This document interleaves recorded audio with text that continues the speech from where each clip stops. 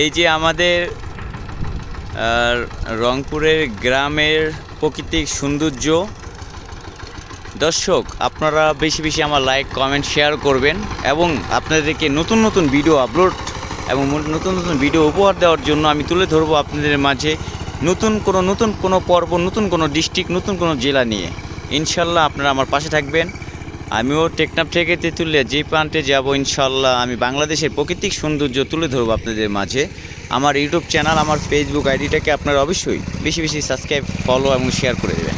দেখুন, গ্রামের মানুষজন খুবই ভালো মানুষ এবং রংপুরের মানুষজন খুবই সরল সোজা ভালো।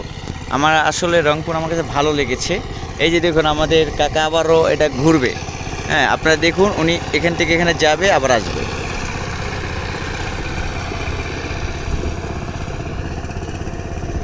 এখানে ধান রোপণ করবে, যে এই জমিতে ধানের চাষ হবে। জমি শুধু এইটা না, এখানে যতগুলো জমি দেখা যায় যে আশেপাশে সম্পূর্ণ চতুর্পাশে দেখুন, এই যে এই জমিগুলোতে কিন্তু ধানের চাষ হবে, ধানের ফলন ফলাবে। আর ইনশাল্লাহ জানি কৃষকের জানি বাম্পার ফলন ফলে, সেই দোয়াই করি। কৃষকের জানি সবসময় ন্যায্য মূল্য, জানি ধানের ন্যায্য মূল্যটা জানি পায় এবং কৃষক জানি ন্যায্য মূল্য থেকে জানি বঞ্চিত জানি না হয়।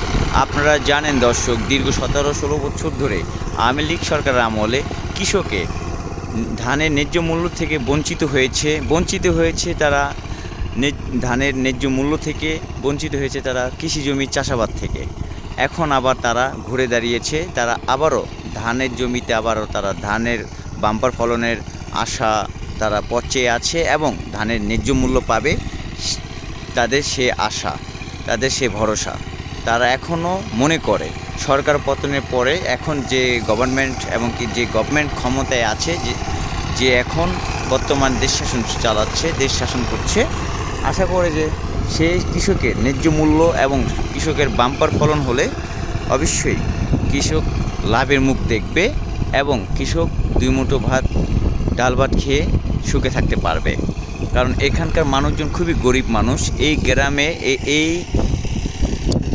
এই রংপুরে আমি এখন যেখানে আছি, এখানে দুজন ব্যক্তি শুধু শিল্পপতি, আর বাকি মানুষজন সবাই এসে গরিব শ্রেণীর মানুষ।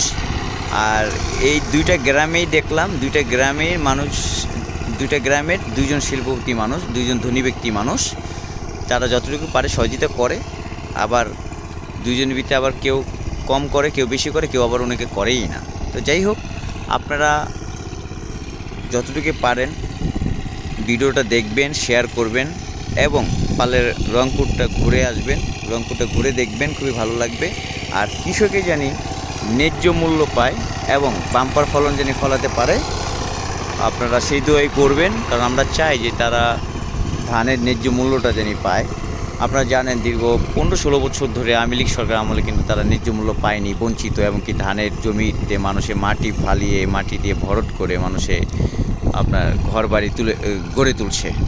এখন কিন্তু আবার অনেক মানুষে কিন্তু আশা ভরসার পথ দেখছে। তারা এখন আবার ধানের জমিতে কিন্তু তারা ধান চাষাবাদ করার জন্য তারা কিন্তু আবারও তারা বীজ রোপণ করছে, আবারও তারা কষ্ট করছে, মাথার ঘাম পায়ে ফেলাচ্ছে। কারণ তারা কয়টা টাকার দেখার জন্য, এবং তারা চাচ্ছে যে তারা উপার্জন করে জানি বাবা কিছু টাকা দিয়ে যেন তারা সুখে থাকতে পারে, বিবি বাচ্চা নিয়ে ভালো থাকতে পারে। এটাই তো তারা চায়। বাংলাদেশের মানুষের তো অত বেশি চাহিদা না, অত বেশি আশাও না। তারা চায় যে 3 বেলা ভাত জানি খেয়ে পুরে থাকতে পারে, জানি চলতে পারে। ঠিক আছে, তো ইনশাল্লাহ আমরা চাই যে কৃষকের জানি ন্যায্য মূল্যটাই জানি পায়। ওকে দর্শক, তাহলে আমরা এখন বাজার দিকে যাব ইনশাল্লাহ। তাহলে চোখ রাখুন তেঁতুলতলা বাজারের দিকে। চলুন কাকু, আল্লাহ হাফেজ। এখন যাব বাজারের দিকে। এই যে দেখুন, এগুলো কিন্তু সব আপনার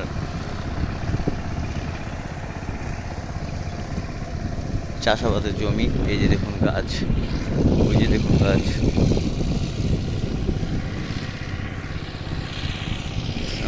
কত সুন্দর জায়গা।